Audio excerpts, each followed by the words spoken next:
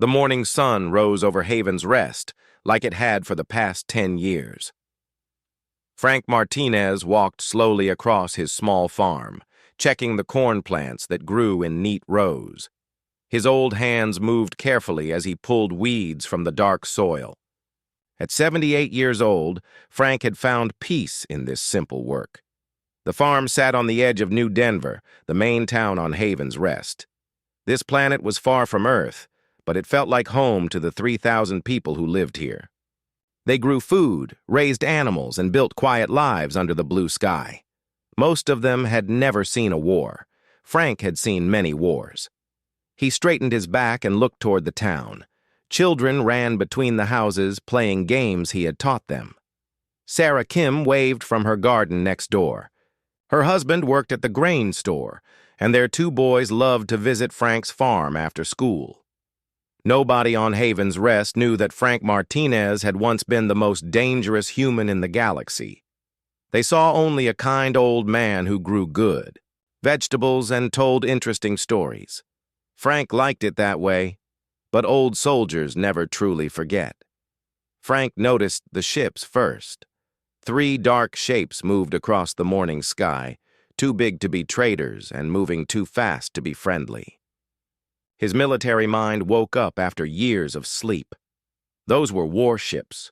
The ships dropped toward New Denver like falling stones. Frank ran toward his house as fast as his old legs could carry him. Inside, he opened a hidden box under his bed. The communication device still worked after all these years. Emergency signal to all farms, Frank spoke into the device. Unknown ships approaching. Get to the bunkers now. Frank had spent 2 years building those bunkers in secret. He dug them at night when everyone slept. He told people they were root cellars for storing food. Most families had one now, deep holes in the ground with thick metal doors. The first explosions came from the town center. Frank watched black smoke rise above the buildings. The alien ships landed in the main square, and armed figures poured out of them. Frank grabbed his old rifle and ran toward town. People were screaming and running in all directions. The aliens were tall and covered in green scales. They carried weapons that fired bright energy beams. These were Kethvar raiders. Frank had fought the Kethvar before, 30 years ago on the Rim Worlds. They were cruel and strong, but they were not smart fighters. They used fear instead of tactics. "Mrs. Collins, this way," Frank called to his neighbor. Mary Collins was trying to carry her baby and help her mother walk at the same time. Frank took the old woman's arm and led them toward the hidden bunker behind the school. More people saw Frank helping others and followed him. Soon, 20 families were moving together toward safety. The Kethvar were busy looting the stores and had not seen them yet. "Everyone into the bunker," Frank whispered. "Stay quiet no matter what you hear." Mary Collins looked at him with frightened eyes. "What about you, Frank?" "Someone needs to keep them busy," Frank said. He handed her his communication device. "If I don't come back, wait 2 days, then call for help." Frank walked back toward the town square. His old rifle felt heavy in his hands, but his mind was clear. He could see the Kethvar moving in groups of 3. Bad formation. They left their backs open. Their leader was giving orders from beside the biggest ship. Frank climbed onto the roof of the bank building. From there he could see the whole square. 15 Kethvar warriors and 1 commander. The commander was bigger than the others, with red marks on his scales. He wore armor that showed his high rank. Frank aimed his rifle and fired. One of the warriors fell. The others turned and started shooting at the bank building, but Frank was already moving. He jumped to the next roof and fired again.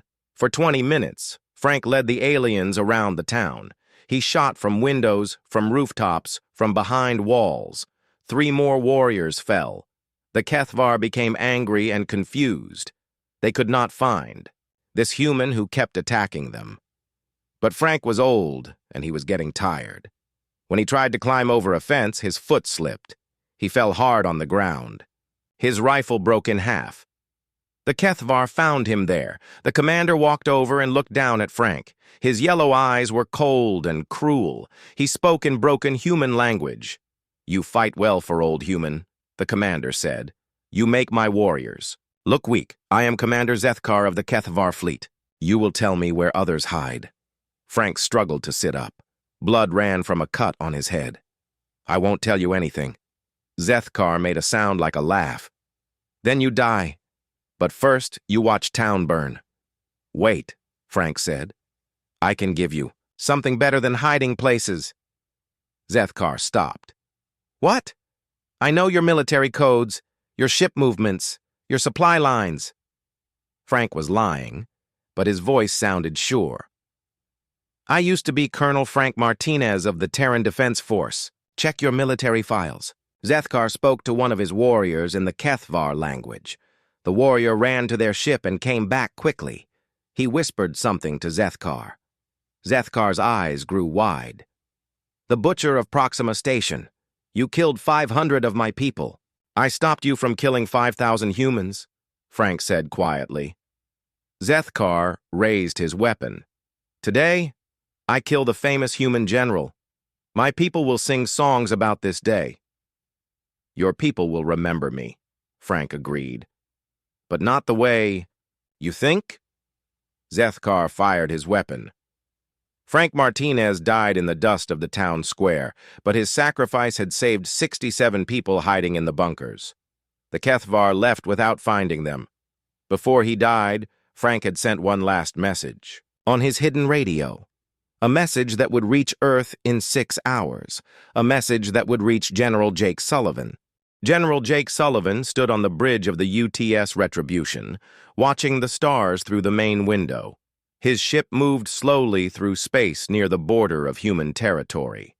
They were on patrol duty, looking for pirates and alien raiders.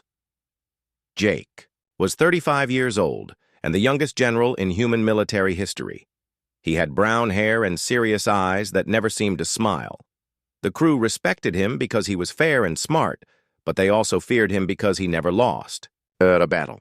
General, we have an emergency message from Earth, said Commander Lisa Hayes. She was Jake's second in command, a tall woman with red hair who had served with him for 5 years. Put it on the main screen, Jake ordered. The message was from Admiral Clark at Terran Defense Command. The Admiral's face looked grim. Jake, I'm sorry to tell you this. Frank Martinez is dead. Kethvar raiders attacked his colony yesterday. We have the full report. Jake felt the world stop moving. Frank Martinez had been more than his teacher. Frank had saved Jake from the streets when he was 17 years old. Frank had taught him everything about war, about leadership, about being a good man. Show me everything, Jake said quietly. The report came with video files from the attack. Jake watched the alien ships land on Haven's Rest. He saw the explosions in the town. Then he saw Frank Martinez leading people to safety, fighting alone, against 15 Kethvar warriors. The final video showed Frank's death. Commander Zethkar stood over the old man and shot him down like an animal. Jake watched his mentor die, and something cold and hard formed in his chest. Sir, are you all right? Lisa asked. Jake did not answer. He was remembering Detroit, 20 years ago. He had been a street kid with no family and no future. He stole food to eat and slept in old buildings. Then Frank Martinez found him. Frank was a colonel then, visiting the military academy in Detroit. He saw Jake fighting 3 older boys in an alley. Jake was smaller, but he was smart. He used broken glass and pieces of metal as weapons. He fought dirty, but he fought to win. Frank stopped the fight and asked Jake his name. When Jake said he had no name that mattered, Frank gave him a choice. Go to jail for stealing, or come with Frank and learn to be a soldier. Jake chose Frank. Frank taught Jake how to read, how to think, how to plan battles like chess games. Frank never lied to him or treated him like a child. When Jake made mistakes, Frank made him fix them. When Jake did well, Frank taught him harder lessons. Now Frank was dead, killed by alien raiders who thought humans were weak. General Sullivan? Captain Ron Baker was looking at him with worried eyes. Ron was the ship's tactical officer, a good man who had served under Frank years ago. Send a message to Admiral Clark, Jake said. "Request permission to investigate the attack on Haven's Rest." Lisa worked at her control station for a few minutes. Then she shook her head. "Sir, the Admiral says no. We're ordered to stay on patrol. The politicians don't want to make the Kethvar angry." Jake stared at the message on his screen. The politicians wanted to pretend that Frank's death meant nothing. They wanted to let his killer escape without punishment. "Change course for Havens. Rest," Jake ordered. "Sir, that's directly against orders," Lisa said. "I know what the orders say." Ron Baker spoke up from his station. "General, if we go to Haven's Rest without permission, they'll court-martial all of us." Jake turned to look at his crew. These were good people who had followed him through 6 battles without question. He would not lie to them now. "Frank Martinez taught me everything I know about being a soldier," Jake said. "He died protecting innocent people from raiders. I'm going to see what happened there, and I'm going to find his killer.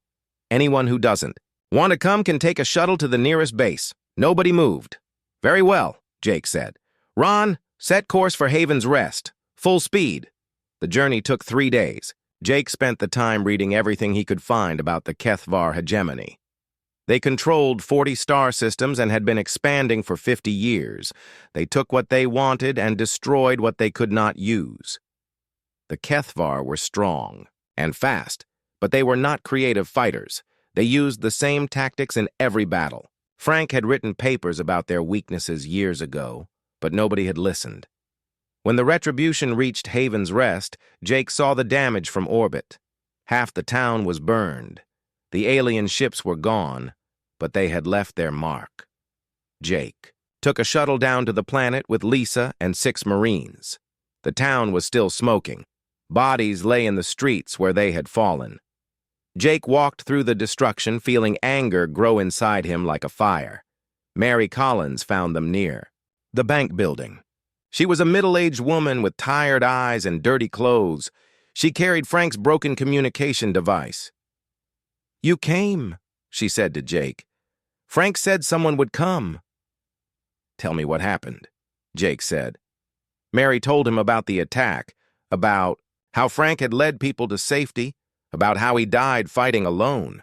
She showed Jake the hidden bunkers that had saved 67 lives. "He knew this might happen," Mary said. "Frank spent 2 years getting ready. He said old soldiers can smell trouble coming." Jake walked to Frank's small farm. The house was burned, but the basement was still there. In a metal box hidden under the floor, Jake found Frank's private journal. The journal was full of notes about Kethvar ship movements, attack patterns, and military structure. Frank had been watching them for months. He knew they were planning something bigger than random raids. The last entry was written the day before the attack. Frank wrote, "If something happens to me, Jake will know what to do. I taught him well. The Kethvar think they are strong, but they have never fought humans who are truly angry." Jake closed the journal and walked to Frank's grave. Someone had made a simple marker with his name and the words, "He saved us all." Jake knelt beside the grave and spoke quietly. "I'm sorry I wasn't here, Frank. But I promise you this. The aliens who killed you will pay. Their whole empire will pay." Lisa and the Marines waited by the shuttle. They could see that their general had changed. The man who walked back from Frank's grave was not the same man who had landed on the planet. "Sir, what are our orders?" Lisa asked. Jake looked up at the sky where alien warships had brought death to peaceful farmers. "We're going hunting," he said. Jake Sullivan sat in his private quarters aboard the Retribution, reading Frank's journal for the 10th time. 3 days had passed since they left Haven's Rest. The ship was heading back toward human space, but Jake's mind was working on a different problem. Frank had been right about the Kethvar. The attack on Haven's Rest was not random. The journal showed movement patterns of Kethvar fleets, supply ship routes, and communication intercepts. Frank had figured out that the aliens were preparing for a major invasion of human space. Jake opened a secure communication channel to Earth. Admiral Clark's face appeared on the screen. The Admiral looked tired and angry. "Jake, you disobeyed direct orders. The politicians are screaming for your head." Frank Martinez discovered an invasion plan. Jake said. The Kethvar are massing fleets for an attack on our colonies. Jake transmitted Frank's intelligence data. Admiral Clark read it quietly for several minutes.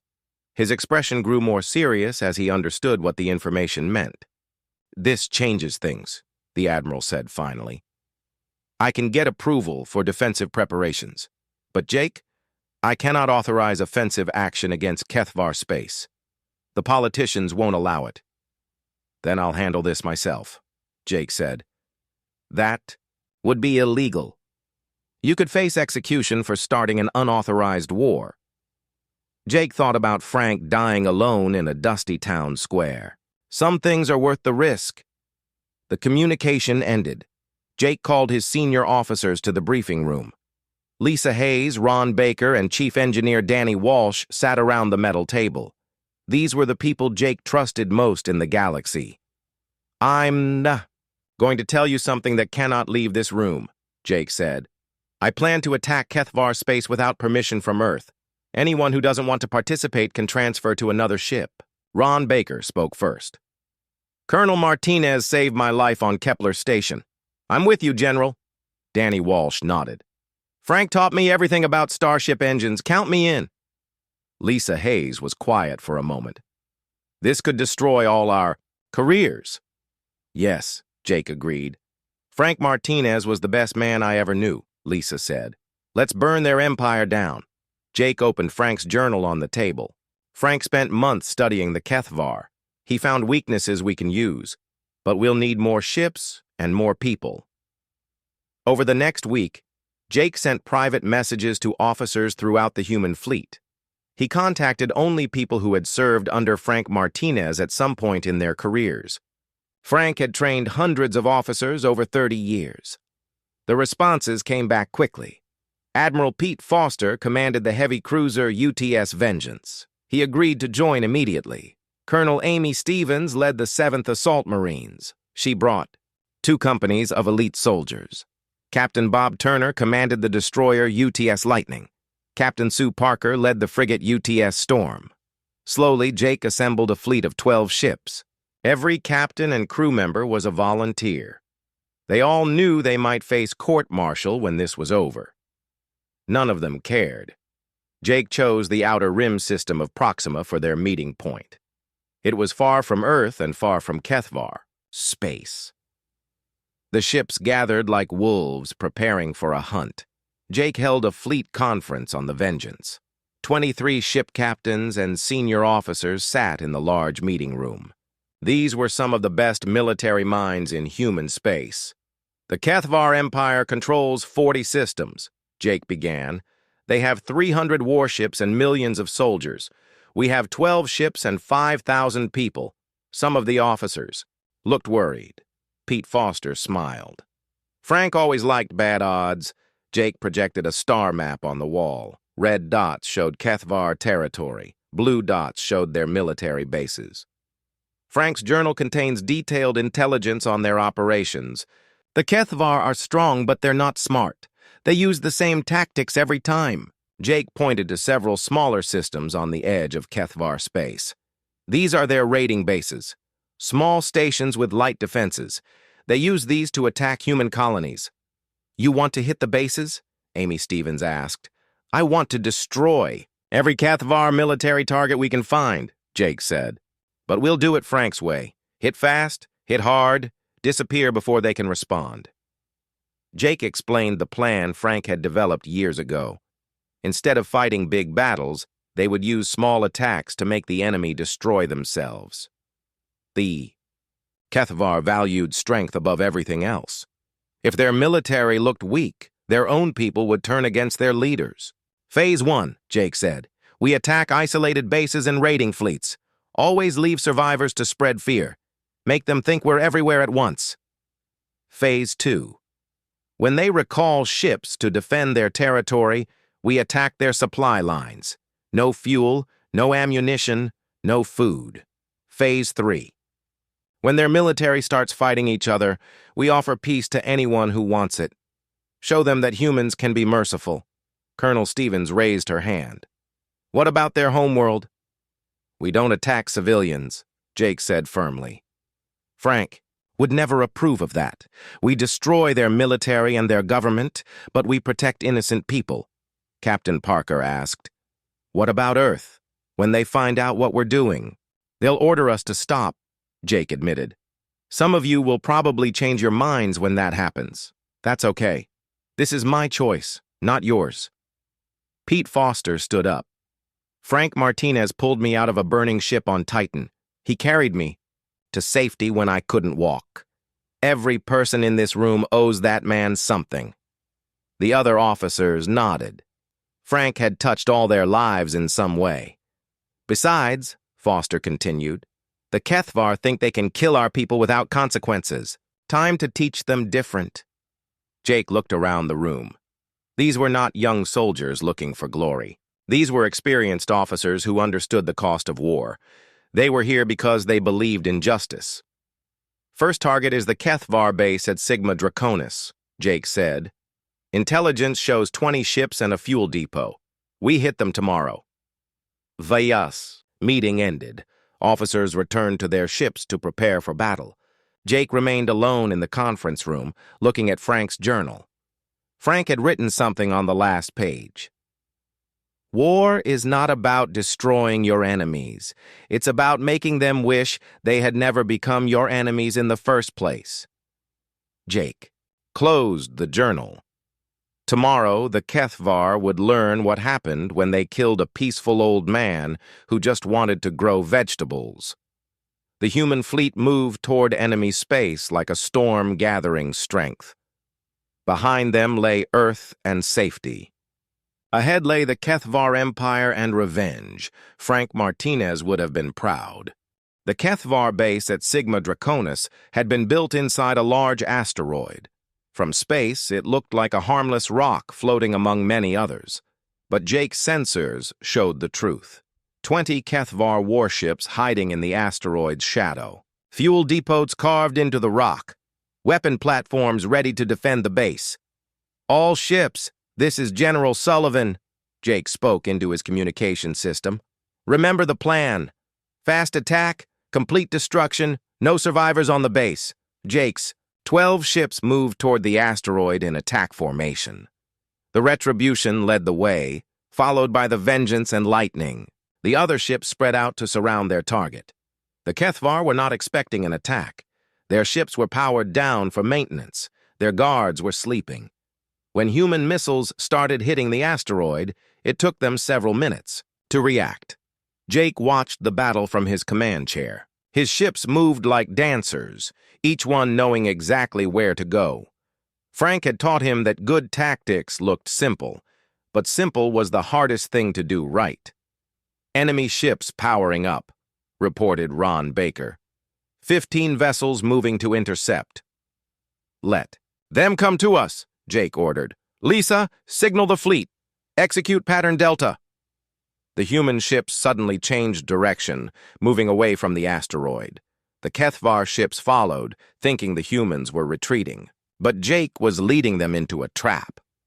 When the Kethvar ships were far from their base, Jake's fleet turned around and attacked. The aliens found themselves caught between two groups of human ships.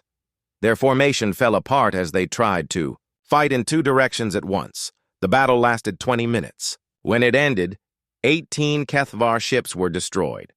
2 managed to escape with heavy damage.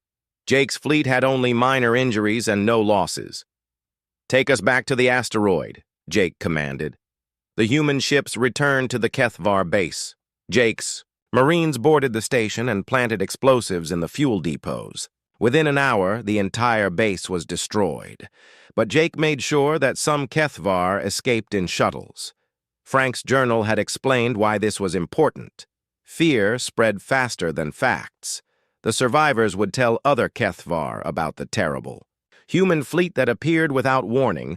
Jake's fleet disappeared into deep space before Kethvar reinforcements arrived. Over the next month, Jake attacked 6 more bases. Each attack was perfectly planned and perfectly executed. The Kethvar lost over 100 ships and dozens of supply stations. They started pulling their raiding fleets back to defend their own territory. The psychological effect was exactly what Frank had predicted. HFY commanders began blaming each other for the failures. Some were executed by their superiors for showing weakness. The Empire's military structure started to crack. News of Jake's campaign reached Earth. Admiral Clark sent angry messages, ordering Jake to return immediately. Politicians demanded his arrest, but they could not deny that the HFY invasion threat had ended. The alien fleets were too busy defending themselves to attack human colonies. Jake was reading Frank's journal in his quarters when Lisa Hayes brought him urgent news. "Sir, we've intercepted HFY communications. Commander Zethkar is personally leading a task force to hunt us down." Jake looked up from the journal. Zethkar was the alien who had murdered Frank.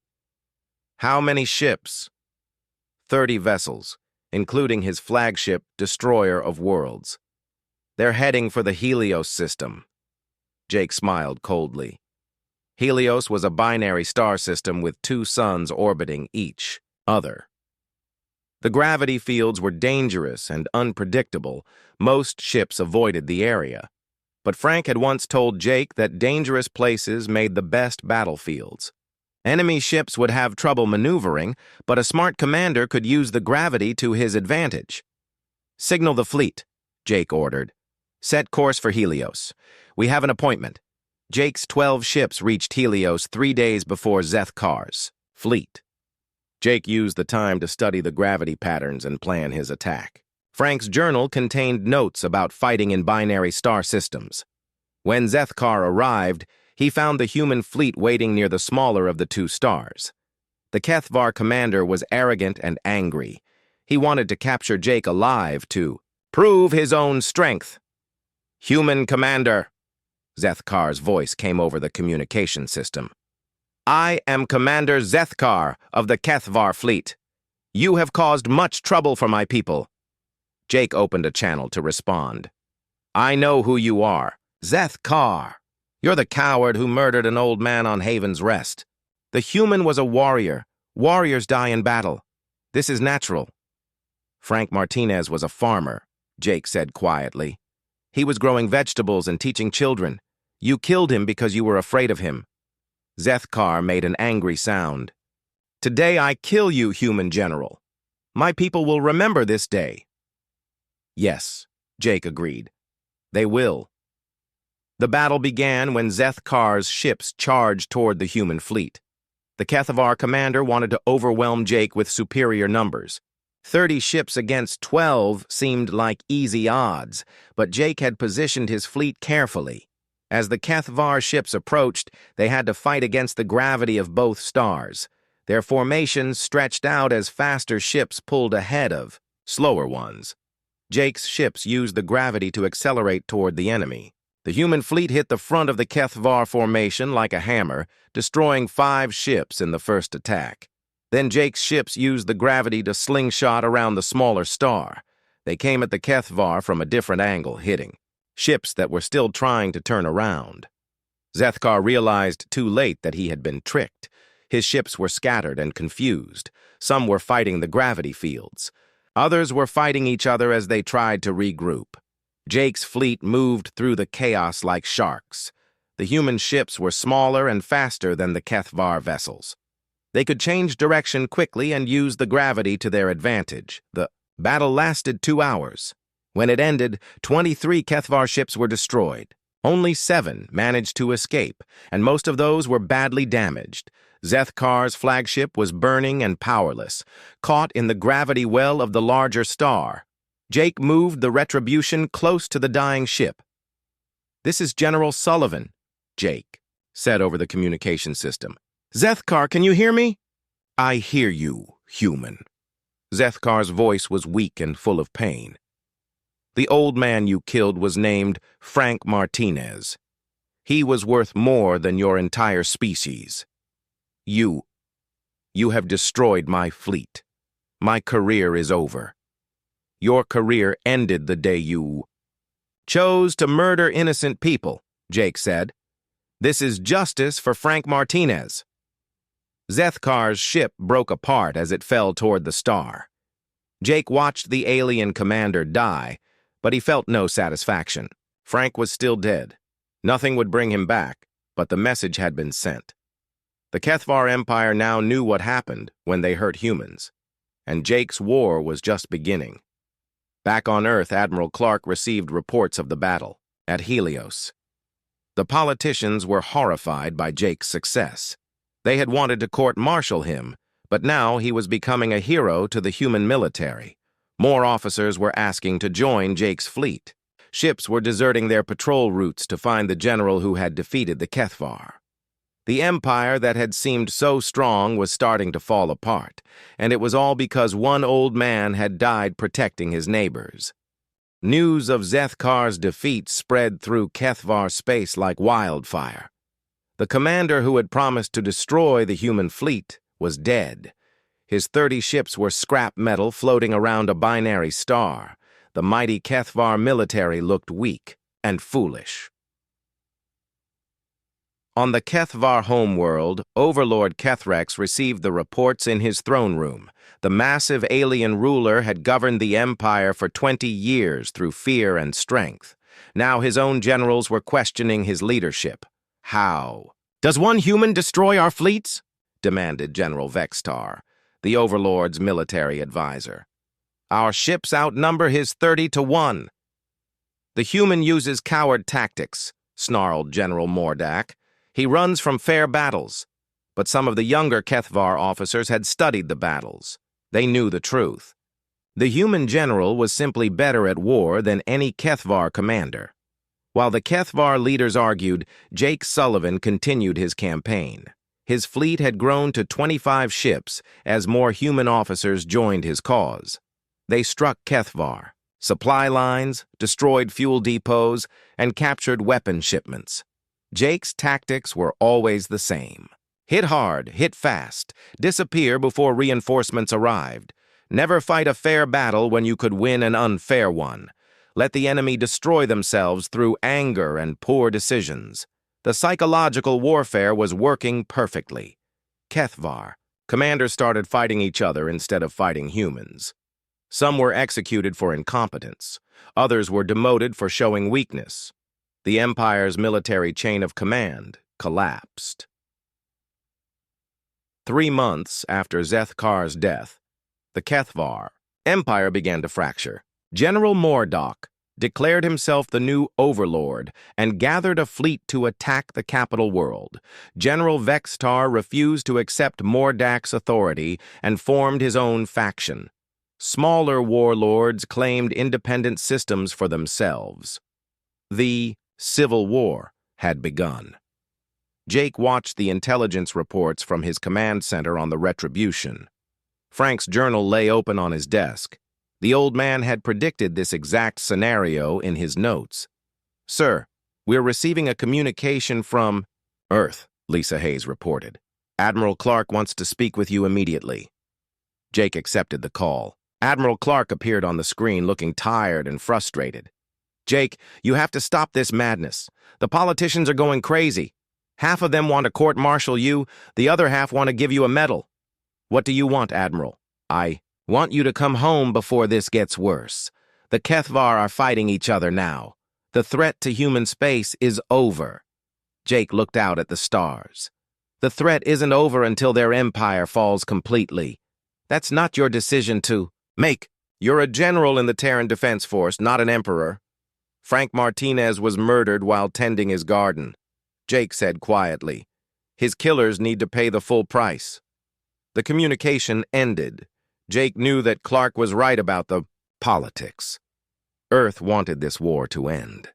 But Jake also knew what Frank would have wanted. Justice, not just victory. Jake made his final move 2 weeks later. He broadcast a message on all Kethvar communication frequencies. The message was transmitted in the Kethvar language, which Jake had learned from Frank's notes. "People of the Kethvar Empire." Jake's voice echoed across 40 star systems. "I am General Jake Sullivan of the human fleet. Your leaders started this war when they murdered innocent people on Haven's Rest. Your empire is destroying itself through civil war. Your fleets are scattered. Your worlds are undefended. I could destroy your civilization completely, but humans are not like your leaders. We do not kill innocent people. We offer peace to any Kethvar faction that agrees to our terms. Jake listed his demands. All raids on human space must end permanently. Reparations must be paid to the families hurt by Kethvar attacks. Any Kethvar civilians who wanted to escape the civil war would be given sanctuary in human territory. You have 1 month to decide, Jake concluded. Choose peace or watch your empire burn. The response was immediate and dramatic. Several smaller Kethvar factions accepted Jake's terms within days. They were tired of the fighting and wanted protection from the larger warlords, but the main factions rejected the human offer. Mordak and Vextar were still fighting for control of the empire. They saw Jake's mercy as weakness. Jake did not attack these holdouts directly. Instead, he continued destroying their military supplies and capturing their ships. Every week, more Kethvar soldiers surrendered rather than fight a hopeless war. The civil war raged for 6 more months. When it finally ended, the Great Kethvar Empire had broken into 12 small kingdoms. Half of them had peace treaties with humanity. The others were too weak to threaten anyone. Jake received his final orders from Earth on a cold Tuesday morning. He was commanded to return immediately. For court-martial proceedings, his fleet was to be disbanded and his officers reassigned. Jake gathered his captains one last time on the Vengeance. These men and women had followed him across the galaxy to seek justice for an old farmer. Now they would face punishment for their loyalty. I want you all to know, Jake told them, that serving with you has been the greatest honor of my life. Frank Martinez would have been proud of what we accomplished. Pete Foster stood up. General, we knew the risks when we started. No regrets. Amy Stevens nodded. Frank's death has been avenged. The Kethvar will never threaten human colonies again. That's worth any price. Jake's fleet returned to Earth 3 weeks later. The ships were met by military police, and the crews were placed under arrest. Jake himself was taken directly to Terran Defense Headquarters for questioning. But something unexpected happened during the court-martial proceedings. Citizens from across human space sent messages supporting Jake. The families he had saved on dozens of colonies spoke out in his defense. Even some politicians began to change their minds. The final hearing was held in the Great Assembly Hall on Earth. Jake stood before a panel of 5 admirals and answered their questions calmly. He did not apologize for his actions. General Sullivan, asked Admiral Morrison, the chief judge, do you understand that you violated direct orders and started an unauthorized war? Yes, sir. Do you understand that your actions could have led to a massive conflict that might have destroyed human civilization? Yes, sir, but they didn't. The Kethvar Empire is gone. Human space is safe. You were lucky, General. What if your plan had failed? Jake thought about Frank Martinez dying alone in a dusty town square. Sir, some things are worth the risk. The admirals debated for 3 hours. When they returned, Admiral Morrison read their decision.